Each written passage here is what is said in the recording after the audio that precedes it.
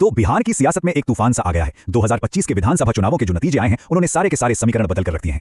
चलिए इस हैरान कर देने वाली जीत की कहानी को समझते हैं परत दर परत। एक नंबर, और इसने बिहार की पूरी राजनीति का नक्शा ही बदल दिया। वो नंबर है 202। जरा सोचिए, 243 में से 202 सीटें, ये सिर्फ एक आंकड़ा नहीं है, ये एक राजनीतिक सुनामी का साफ साफ ऐलान है। और ये स्लाइड बिल्कुल साफ दिखाती है कि ये जीत कितनी बड़ी थी। देखिए, एक तरफ है एनडीए 202 सीटों के पहाड़ के साथ जीत के शिखर पर, और दूसरी तरफ महागठबंधन जो बस 21 सीटों पर जाकर ठहर गया। दोनों के बीच का फासला मतलब जमीन आसमान का है। तो आगे हम इस पूरी कहानी को 5 हिस्सों में देखेंगे। पहले ये समझेंगे कि ये जीत कितनी जबरदस्त थी, फिर आंकड़ों के पीछे की कहानी जानेंगे, विपक्ष की हार पर नजर डालेंगे, इस जीत के मायने समझेंगे, और आखिर में बात करेंगे कि बिहार के लिए आगे का रास्ता क्या है। तो चलिए शुरू करते हैं पहले पॉइंट से। आखिर इस जीत को निर्णायक या डिसाइसिव क्यों कहा जा रहा है? देखिए, लैंडस्लाइड विक्ट्री या भारी जीत का मतलब सिर्फ जीतना नहीं होता। इसका मतलब होता है एक ऐसी जीत जहां मुकाबले वाला आसपास भी ना दिखे, बिल्कुल एक तरफा खेल।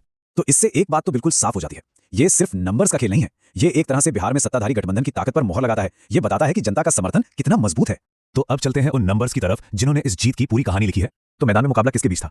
एक तरफ था एनडीए जिसमें बीजेपी और जेडीयू साथ थे, और दूसरी तरफ आरजेडी और कांग्रेस का महागठबंधन। और अब देखिए सीटों का हिसाब किताब। एनडीए की इस जबरदस्त जीत में बीजेपी ने लाए लगभग 89 सीट्स और जेडीयू ने भी करीब 85 सीटों का योगदान दिया, और दूसरी तरफ आरजेडी 25 पर सिमट गई और कांग्रेस तो बस 6 सीटें हिला पाई। और जानते हैं ये सब कब हुआ? जब 67.13% लोगों ने वोट डाला। मतलब लोगों ने काफी बढ़ चढ़कर इस फैसले में हिस्सा लिया और अपनी आवाज बुलंद की। अब हर सिक्के के दो पहलू होते हैं ना, एक तरफ जीत है तो दूसरी तरफ हार। तो चलिए अब विपक्ष की कहानी को भी समझते हैं। ये टेबल देखिए, पूरी कहानी साफ नजर आ रही है। एनडीए 202, महागठबंधन लगभग 31। फासला कितना बड़ा है ये बताने की जरूरत नहीं, ये एक तरफा मुकाबला था।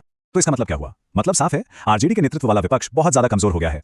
अब उन्हें सिर्फ अपनी रणनीति नहीं बल्कि अपने पूरे अस्तित्व पर ही सोचने की जरूरत है। ओके, तो नंबर्स तो देख लिए, पर इस जीत का असली मतलब क्या है? इसका असर बिहार और देश की राजनीति पर क्या होगा? चलिए इसको समझते हैं। मोटे तौर पे इसके 3 बड़े असर हैं। पहला, राज्य सरकार अब और भी ज्यादा पावर से फैसले ले पाएगी। दूसरा, बिहार की इस जीत की गूंज नेशनल पॉलिटिक्स तक सुनाई देगी। और तीसरा, ये नतीजा साफ इशारा करता है कि शहरों में एनडीए का सपोर्ट काफी तगड़ा है।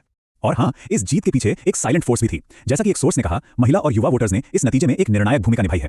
ये बात याद दिलाती है कि राजनीति आखिर में नंबर्स का नहीं, लोगों का खेल है।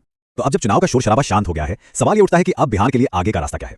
आगे क्या होने वाला है? देखिए, 3 स्टेप्स बिल्कुल साफ है। स्टेप 1, नई सरकार शपथ लेगी। स्टेप 2, सत्ताधारी गठबंधन अपने पॉलिसी एजेंडा को आगे बढ़ाएगा, जो वादे किए थे उन पर काम शुरू होगा। और इसके साथ साथ स्टेप 3, विपक्ष वो अपनी हार से उभरकर खुद को फिर से तैयार करने में लग जाएगा। तो अब चुनाव खत्म और असली काम शुरू, यानी गवर्नेंस। एनडीए को इतना बड़ा जनादेश तो मिल गया है, पर अब असल चुनौती इस जनादेश को एक्शन में बदलने की है।